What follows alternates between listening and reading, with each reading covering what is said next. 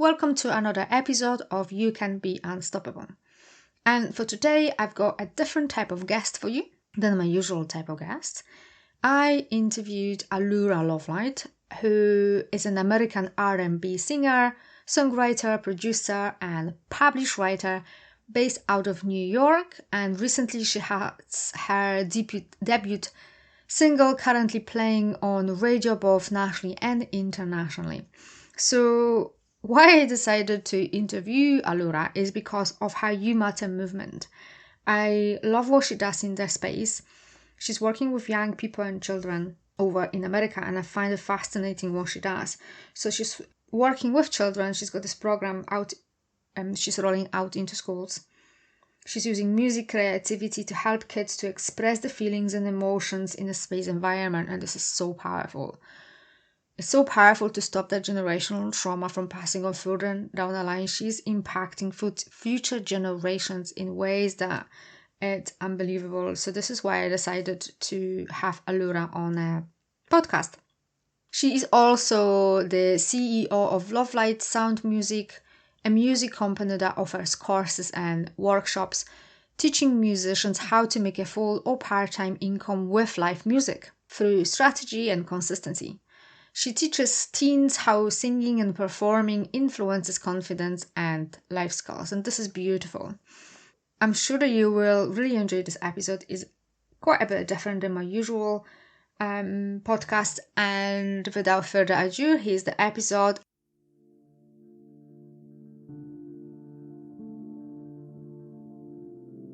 Welcome to the You Can Be Unstoppable podcast.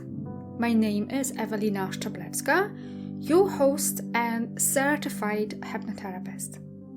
In this podcast, I will share with you how to tap into the power of your subconscious mind. I intend to share with you how learning how to use the power of your subconscious mind can help you to create a successful and abundant life with ease, how to connect with yourself while fostering a healthy relationship with your body and mind. Tapping into the power of the subconscious mind will help you to learn how to manage your emotions, become more resilient and present in all of your relationships.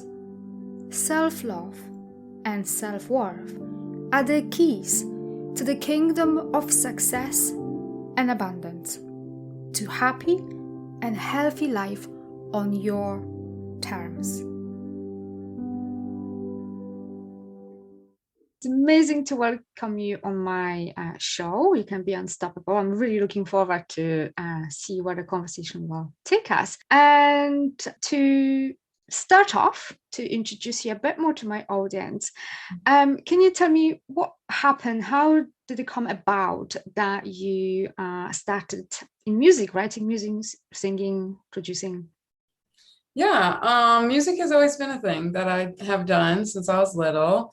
My whole family did music in some form or fashion. My mom really was the ringleader of that. She plays the piano amazing, and she's now a public school music teacher, so that's really cool. And then my dad played some instruments, but he's really into the business side of things, which also helps. And then all my brothers kind of played an instrument here and there, but I'm the one who was like, yeah, this is awesome. So I ended up sticking with it, and I've just really done music always, forever, since I can remember.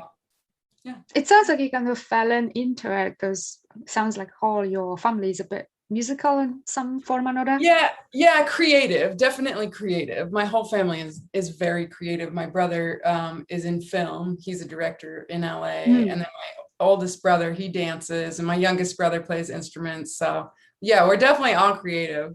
Mm-hmm. Right. And how did that help you navigate life? Because I know that lack of passion and not really listening to who we are at the depth of our core can really spiral us into anxiety, depression, and all sorts of problems, because we are dismissing our gifts and who we are. Mm-hmm. Yeah, that's a beautiful question. I feel like it's very important to really identify what you love. I read a book by Jack Canfield, who is the author of Chicken Soup for the Soul. He wrote this great book called Success Principles, which is a book I read like over and over. It's one I still read. And one of the things exercises he has you do in the book is he says, find 5 things that you really love to do. And it doesn't have to be, that's where I think people get stuck. They think it has to be music or sports or dancing. Like, you can say, I love to talk. That can be a thing. I love to be outside. I love, to cook. It can be regular daily life things. And then he says, find those 5 things you love, and then find 5 ways to make money at those 5 things.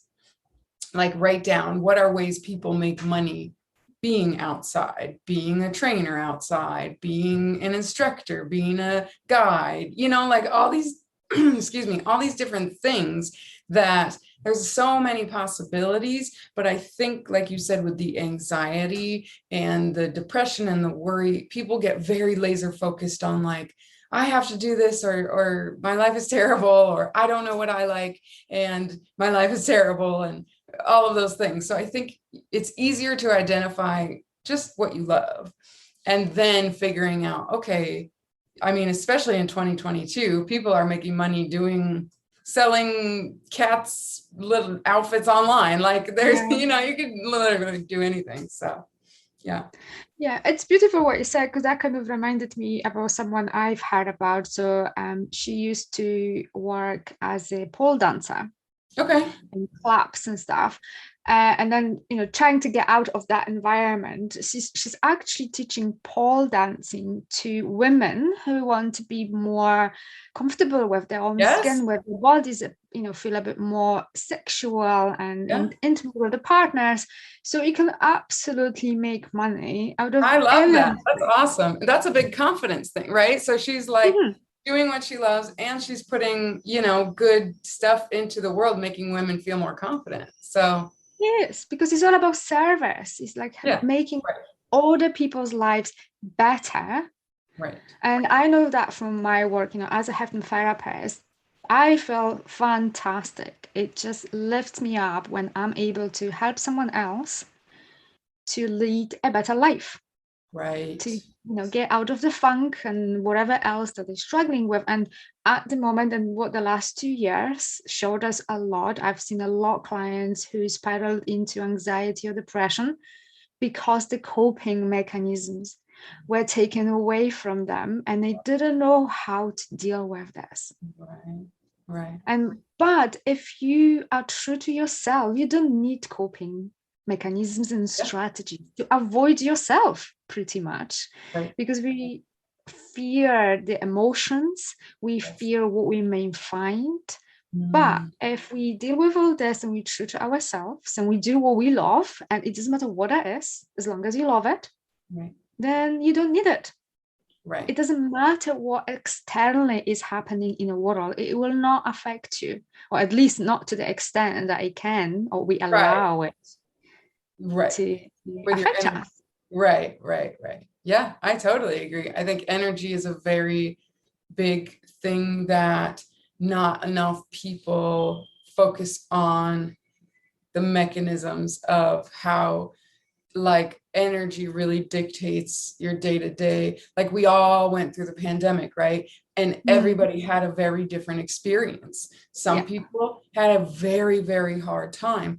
I know quite a few creative people who were like, it was hard because of, what all of the things we had to stay in the house and all that. But a lot of creative people I know are like, I discovered this, I discovered I like this, I discovered. So it's like, really, how is your energy focused on, this is terrible and I don't know what to do? And like they say, this is like that little catchy phrase, but they say where focus goes, energy flows. Absolutely. And so you just have to really pay attention to what you're focusing on. Yeah. Yeah, absolutely. So can you tell me, so you started in music. So how old were you when you were really your career taken off, maybe that way?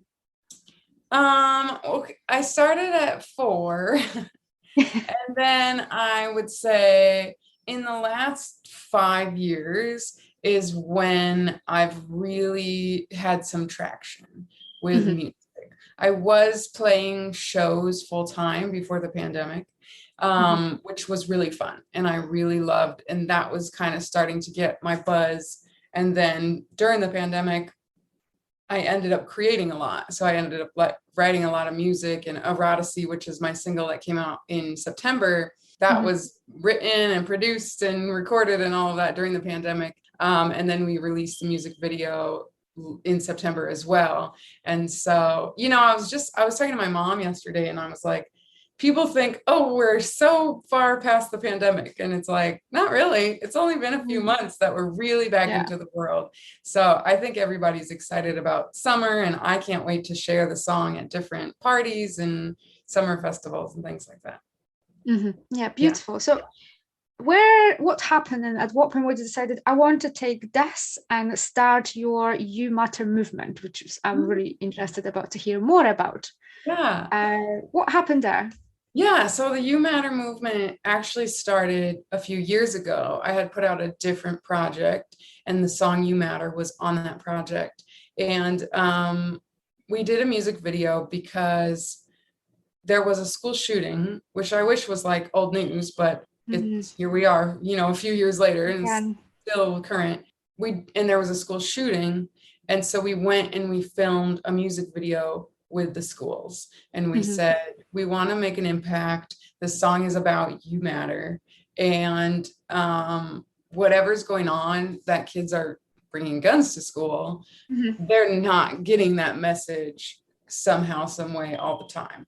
Mhm. And I'm not going to say, oh, I can save it or I can change it, whatever. But if we can make that impact some, Mhm. and maybe influence that things like that don't happen, that's the goal. So we went to a few schools in Connecticut at first to film the music video, and then, like I said, the pandemic. We had visited a few schools, but after Eroticy got released in September, everybody's like, we want more, we want more.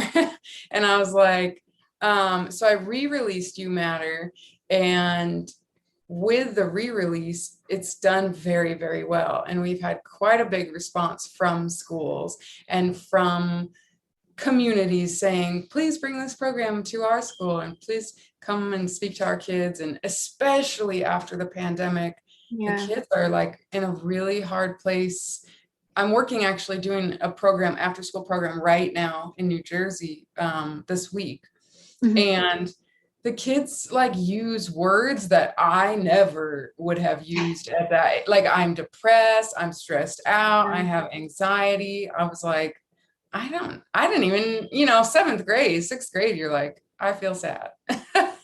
But Yeah. nowadays, the kids are very in tune with the stress and the, whatever of the world. Plus, they've been telling me, oh, our work is getting harder because of COVID. Now we're all Mhm. behind. So anyway, back to You Matter. You Matter has really kind of been a very driving force to say, like, let's make a difference. Let's use music and creativity to help these kids express themselves, to help these kids talk about what's going on. Not all of them have a safe space at home. Not all of them have a safe space anywhere besides school. And Yeah. then now their school has been compromised as their safe space. So that's the You Matter movement, and that's definitely our intention, is to give them a space to share their feelings, to talk about what's going on, and make sure Mhm. that's a conversation. Mhm. Yeah. It's beautiful what you do, and so needed in a world. And as you say, after pandemic, I think children were the people who struggle the most because we've got better coping strategies. We know more. We are grown up. We can make informed decisions about how we want to show up. However, as children, we are very impressionable. especially really young children. And from my perspective as a hypnotherapist, is when we create who we are as a person. So based upon what we hear from school, parents not having a safe environment, at home, at school, we learn that we are not enough. We learn that the world is not safe. We learn that whatever we do, it doesn't matter because we always end up at the bottom anyway. So this is so important what you do. It's so needed because this is when we can really make a huge impact in the children's life and in the future generations, because they will not pass on those unhelpful patterns, habits, way of thinking and way of being that they've learned as children. Yeah. And like, that's beautiful, because I haven't even really thought much about the impact beyond that. But you're right. You're totally right. It's like that could maybe change their life, where they're gonna either have the confidence to pursue a path that they care about, or I think like maybe our generation of kids, like 90s, 80s, 90s, 2000s, is like, go to school, go to college, get a job, you're good. And I think that that's shifted for this generation of kids, where there is a lot of opportunity, especially with the internet, for them to pursue things that they love. So I think it's important to encourage that and say, you can do that with your life. And how can we make sure that you feel good about yourself so you can go live a good life and a good, happy life? Yeah, it is. And what you said about the shootings as well, a lot of people who are angry, they are hurt and they don't even know. But anger is an easier emotion to express than admit that I have been hurt. I feel like no one listens to me. I feel like I'm misunderstood. No one sees me. Right. And anger is much easier to deal with and express. Yeah, I agree. So it's so important what you do, and I'm really glad that we got together and get chatting. Yes. What I want to talk to you about as well is social media, because I'm an 80s kid and there was not such thing as social media. I didn't even have a telephone at home at some point. And at one end, I think like kids are having so many more opportunities these days with social media and being open to the world when I was a child. However, at the same time, I think like I feel so lucky that I didn't have social media. Because the world doesn't know all this stupid crap that I was getting into when I was a teenager. And if I was bullied or something happened at school, I could just go home, shut the door, and that was me. Now I'm taking this with my phone home and I'm still scrolling and I'm still feeling rubbish about myself and I'm still watching all this. And with the way the mind works, because we keep watching this, we keep repeating, we keep reaffirming this bad messaging. It just gets worse and worse and worse. So can you tell me, what do you think about social media? Because like I'm very intentional what I watch, because I understand the impact that has on my mental health and my thinking, but children don't. What is your thinking about in terms of like, how can we manage social media and teach children in terms of like how to use social media in a healthy way? Yeah, I agree. It's such a different world, right? But I think also it's really good because it gives them a creative outlet. But I also think that, yes, it is very important for them to learn at a younger age, which is also a part of what we're doing, anti-bullying and all of that, that's not where their value comes from. And that's really big. The You Matter movement is very big about that, is that like the reason that I wrote the song You Matter is because somebody had asked me to write a song, like an inspirational song for a project. And I was like, what can I write that pertains to everybody? And that's why the song is called You Matter, because it's not about anything on the external, anything that we have or that we look like or that whatever. It's like we all come from this source of energy, which, you know, some call it God, some call it source, some call it universe. I don't really care about that. But it all comes from that cosmic energy. And that's what matters. You know what I mean? And that's my goal with the You Matter movement. Have your social media, play on the phone. Like, I think it's amazing how much they know about do this, Yeah. do this. And I'm like, oh my gosh, you guys are editors. Like, but making sure that they know it's for fun. And adults need that message too. It's very easy. Like you said, most people don't study the science of the fact that every time you are doing that or feeling that, when you look at that, it's reinforcing this connection in your brain to say, I don't have enough. I'm not good enough. They have more than me. I wish I had that. If you are feeling like that on social media, get off. I would say, and that's a good indicator. Like, if you're on social media and you feel like, oh my God, that's so cool, they got engaged, and oh my gosh, that's so cool, and oh, that TikTok's cute, and whatever, cool. When you start to feel bad, that's when you get off. When it starts to make you feel bad, you get off. That's a really good advice. However, social media is very addictive. It is. Very addictive, Very because addictive. it plays into the mind, and fear is very addictive. And all those emotions and stress and flight, response. And the way the society is set up these days, we are in permanent heightened state of stress. And that is very addictive. And we get used to that. And we don't even know that we are stressed because we get used to it. Right.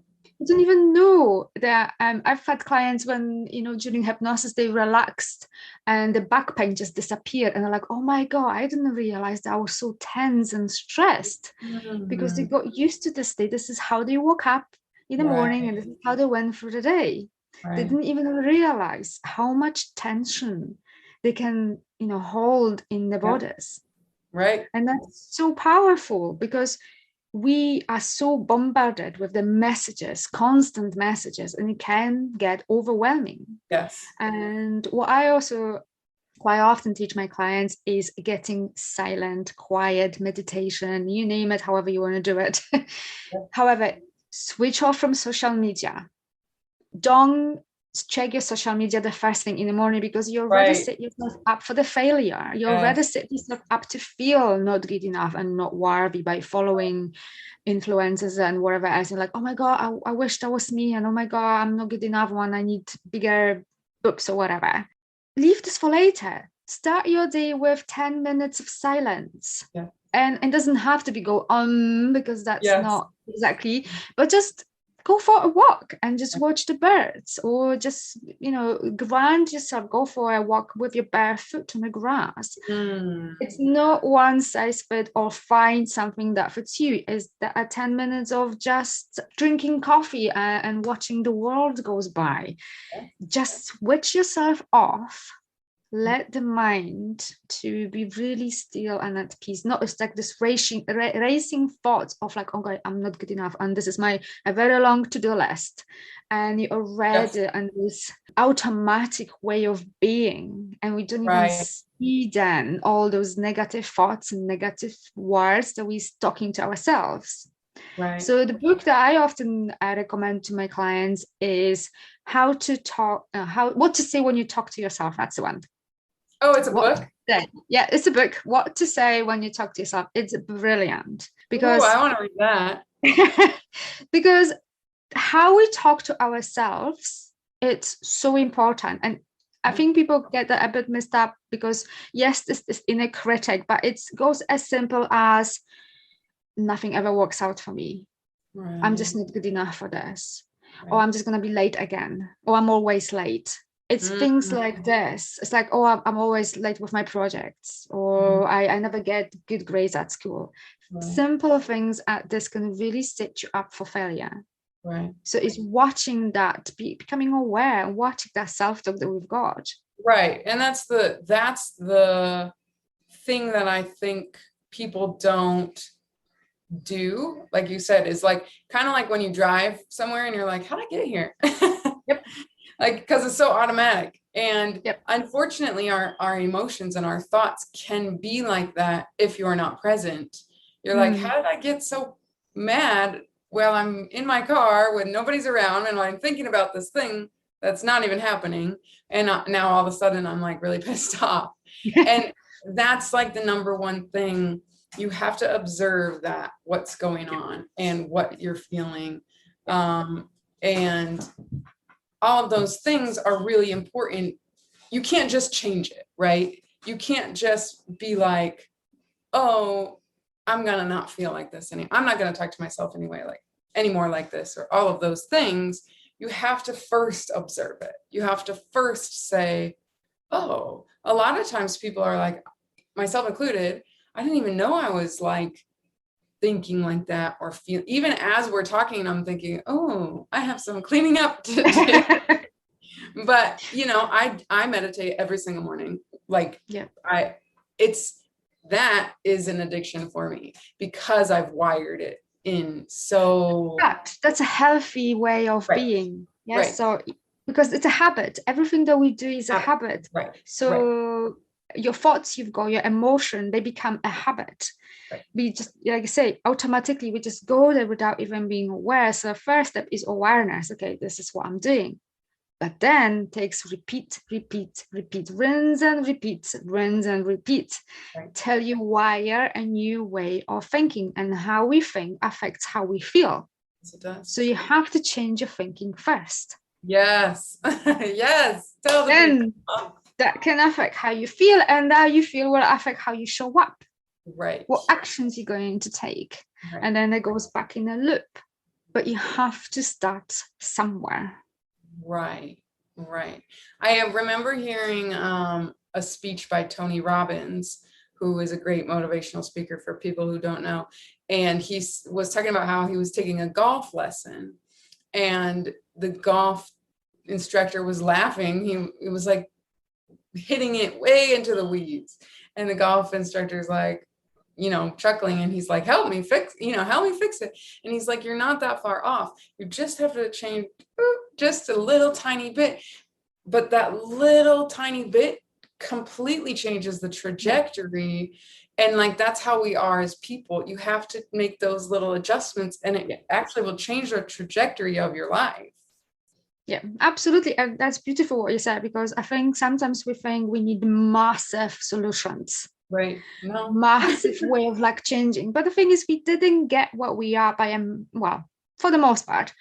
It was just the tiny little changes over the years got worse. The self-talk got worse. Our situation got worse. So you have to look at, okay, how little changes can I make every single day? And they get bigger and bigger. And those small wins add up. And over time, you're like, oh, wow, I've moved on so much. Yeah. Yep. So you have to start somewhere. And like, that's why I love hypnosis, because it goes straight to the operating system, I like to call it. Yeah, right. In a computer. So I like to call hardware is us, our body. And then software is the mind, is the unconscious mind. So I like, because hypnosis goes straight to the unconscious mind, to the operating system. We can tweak things in there, and then we can work on the rinse and repeat, because it's one thing to get on awareness, and second thing is actually working on rewiring your mind for a better way of thinking, being, and so on. So it takes a bit of practice, but it's beautiful and I love it.